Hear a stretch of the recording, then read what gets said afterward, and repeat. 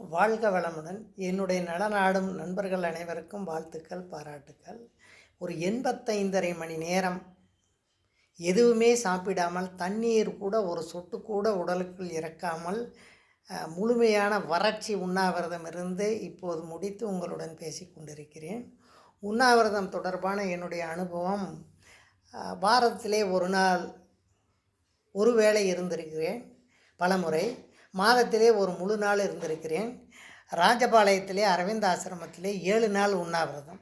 முதல் நாள் தேங்காய் பழம், 2வது நாள் பழச்சாறுகள், 3 நாள் 5 3 நாட்களுக்கு தண்ணீர் மட்டும், 6வது நாள் பழச்சாறுகள், 7வது நாள் தேங்காய் பழம் என்று வீட்டிலே 7 நாட்கள் சாத்துக்குடி ஜூஸ் மட்டுமே, சாத்துக்குடி சாறு விரதம், அதை மட்டுமே குடித்து 2 முறை இருந்திருக்கிறேன். என்னுடைய எஞ்சிய கால வாழ்க்கையை மக்களின் ஆரோக்கியத்துக்கு செலவிட ஒரு ஆரோக்கிய படிப்பிலே இந்த வருடம் இணைந்து படித்து கொண்டிருக்கிறேன். அந்த படிப்பிலே ஒரு செயல்முறையாக கொடுத்தார்கள். 3 நாட்கள் தண்ணீர் கூட சாப்பிடாமல் உண்ணாவிரதம் இருக்க வேண்டும் என்று இயற்கைக்கு நன்றி கூறி, அதை கூறியவர்களுக்கும் வாழ்த்து கூறி இந்த உண்ணாவிரதத்தை நான் செவ்வாய்க்கிழமை ஆரம்பித்தேன். திங்கட்கிழமை, அதாவது 27ஆம் தேதி மதிய உணவு நானே கொஞ்சம் அரிசி சுண்டல் போட்டு சமைச்சு சாப்பிட்டுட்டேன். அன்று மாலை 6 மணிக்கு ஒரு லட்டு, நட்ஸு லட்டு 2 முறுக்கு சாப்பிட்டு ஒரு டம்ளர் தண்ணி குடித்தேன், அவ்வளோதான். அன்றைக்கி வழக்கம் போல் படுத்துட்டேன். காலையில் செவ்வாய்க்கிழமையிலேருந்து எதுவுமே சாப்பிட கிடையாது. திங்கக்கிழமை நைட்டு தண்ணி குடித்ததோடு சரி. செவ்வாய்க்கிழமை காலையில் வெயிட்டு பார்த்தா நமக்கு 58.7 கிலோ, 58.7 கிலோ வெயிட்டு. இதை வச்சுக்கிட்டு அன்றைக்கி பூரா வழக்கமான பணிகள் எல்லாமே செஞ்சுக்கிட்டு இருந்தேன். பகல் நேரத்தில் நிறைய எழுத்து வேலைகள் இருந்தது, அந்த எழுத்து வேலைகளை முடித்தேன் அன்றைக்கி. அதுக்கப்புறம் நிறையா தெரிஞ்சவங்கள்லாம் வந்தாங்க, நண்பர்கள் வந்தாங்க, சொந்தக்காரங்க வந்தாங்க. அவங்களுக்கெல்லாம் ஜூஸ் போட்டு கொடுக்குறது எல்லாம் பண்ணிக்கிட்டு இருந்தேன். அன்றைக்கி இரவு படுத்தேன். அதிகமாக தூக்கம் இல்லை, 4 மணி நேரம் தூக்கம்தான். காலையில் வழக்கமாக மலம் போச்சு, அன்று காலை யூரின் வழக்கமாக போச்சு, மாலை கொஞ்சமாக போச்சு, அவ்வளோதான். அப்புறம் நைட்டு கொஞ்சம், அதோடு சரி தூங்கியாச்சு. அடுத்த நாள் காலையில் வழக்கம் போல் 4 மணிக்கு விழிப்பு, 4:30க்கு எந்திரிச்சாச்சு. அன்றைக்கி வெயிட் பார்த்தோம் அப்படின்னா 1.25 கிலோ குறைஞ்சி போச்சு. அன்றைக்கி மலமெல்லாம் போகலை, யூரின் மட்டும் கொஞ்சமாக போச்சு. அதாவது 29ஆம் தேதி புதன்கிழமை. அப்புறம் புதன்கிழமை அதே மாதிரி நிறைய வேலைகள் இருந்தது எனக்கு. நிறைய கோர்ஸ் எல்லாம் நடத்தணும் அப்படிங்கிறனால அதெல்லாம் படிக்கிறது, எழுதுறது, அது போக வீடியோ ஷூட்டிங்னு இருந்தது, அதெல்லாம் பண்ணிக்கிட்டு இருந்தோம். கொஞ்சம் பேங்க் வேலை இருந்தது, அதுக்காக போயிட்டு வந்தோம்.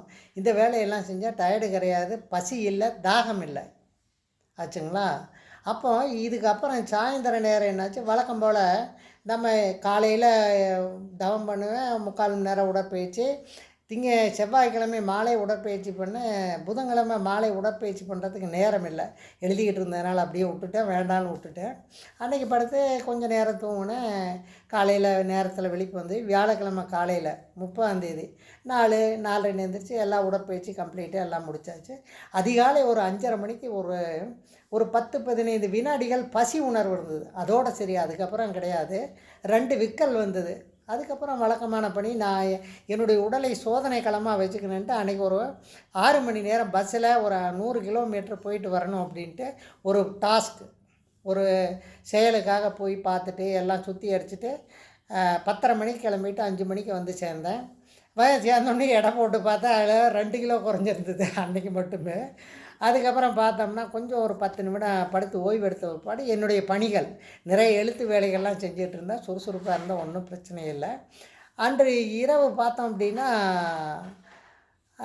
இது சரி ஏதோ ஒன்று பண்ணுவேன்னு முதுகுத்தண்டு குளியல் நைட்டு 9 மணிக்கு எடுத்தேன். 9:30க்கு முடித்தேன். படுத்தேன், ரொம்ப ஃப்ரெஷ்ஷாக இருந்தது. 3 மணி நேரம், 10லேருந்து 1 மணி வரைக்கும் எனக்கு தூக்கம் வரல. சதா இந்த இயற்கை நிலச்சங்க, உலக மக்களுக்கு என்ன பண்ணலான்னு இதே சிந்தனைகள். 1 மணிக்கு மேலே படுக்க முடியல. 1:30க்கு எந்திரிச்சு 3 வரைக்கும் புக்கு படித்தேன், செல்ஃபெல்லாம் சுத்தம் பண்ணேன். மறுபடியும் 3 மணிக்கு படுத்தேன். 5 மணிக்கு எந்திரிச்சேன். வழக்கம் போல் உடற்பயிற்சி இது எல்லாமே பண்ணிகிட்டு இருந்தேன். அன்றைக்கி பார்த்தோம் அப்படின்னா காலையில் 1.5 கிலோ குறைஞ்சிருச்சு. டோட்டலாக செவ்வாய்க்கிழமை காலையில் பார்த்தது 58.7. இன்றைக்கி காலையில் வெள்ளிக்கிழமை காலையில் பார்க்குறது 55.1.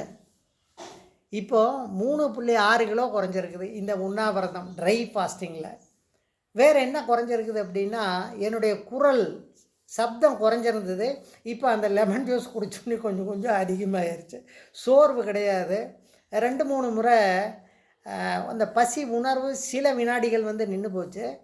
இன்றைக்கி காலையில் கூட 2, 3 விக்கல் வந்தது. அவ்வளோதான், வேறு ஒன்றும் கிடையாது. ஆனால் நிறைய எனக்கு அந்த விழிப்புணர்வை தாண்டிய ஒரு நிலை கிடைத்தது. தவம் அப்படிங்கிறது விழிப்பு நிலையில் சொல்கிறோம். தியானம் அப்படிங்கிறது அதோட ஒன்றி போகிறேன்னு சொல்கிறோம். இன்றைக்கி காலையில் நான் தவம் செஞ்சுட்டு இருக்கும்போது ஃபோன் வந்திருக்குது. எனக்கு கொஞ்சம் கூட சத்தம் கேட்கல. தவம் முடிச்சுட்டு ஃபோன் எடுத்து பார்த்தா மிஸ்டு கால் இருந்தது. இது நேற்று தான் நான் படித்தேன். தவம் என்பது விழிப்பு நிலையில் ஒரு புள்ளியை நாம் நினைத்து கொண்டு இருத்தல் அப்படின்னு. தியானம் என்பது அந்த புள்ளியாகவே மாறிவிடுதல் அப்படின்ட்டு. நான் இன்றைக்கி சாந்தி தேவம் பண்ணும்போது சாந்தியாகவே மாறிட்டேன். அது எனக்கு ஃபோன் சத்தமே கேட்கல. ஆக இதிலிருந்து நமக்கு என்ன தெரியுது அப்படின்னா, நம்மால் எதையும் சாதிக்க முடியும். என்னுடைய அனுபவத்தின் மூலமாக நான் அறிவிப்பது, மனிதனால் அதிகபட்சம் 20 நாட்கள் தண்ணீர் இல்லாமல் உயிர் வாழ முடியும். நான் அந்த 3 நாட்கள் இருந்திருக்கிறேன். இது தேவையா என்றால் ஒரு சோதனை எனக்கு ஒரு பயிற்சியாக வந்தது. நான் செய்தேன். உண்ணாவிரதம் என்பது உயர்ந்த மருந்து என்று சொல்கிறார்கள். அதனை நாம் பயன்படுத்தினால் பலருக்கு இருக்கின்ற வியாதிகளை நம்மால் குணப்படுத்த முடியும். நம்முடைய மன ஆற்றல் என்பது அளவிட முடியாதது. அந்த அடிப்படையிலே நாம் செயல்படுகின்ற பொழுது நம்முடைய எதிர்கால வாழ்க்கை நாம் நினைப்பது போல் அமையும். அதற்கு நான் ஒரு நடமாடும் உதாரணம், லிவிங் எக்ஸாம்பிள். எனவே உங்களுக்கு சேவை செய்வதற்கு இறையாற்றல் என்னை பயன்படுத்தி கொள்ள வேண்டும் என்று ஒரு தாழ்மையான விண்ணப்பத்தை தெரிவிக்கிறேன். வாழ்க வளமுடன்.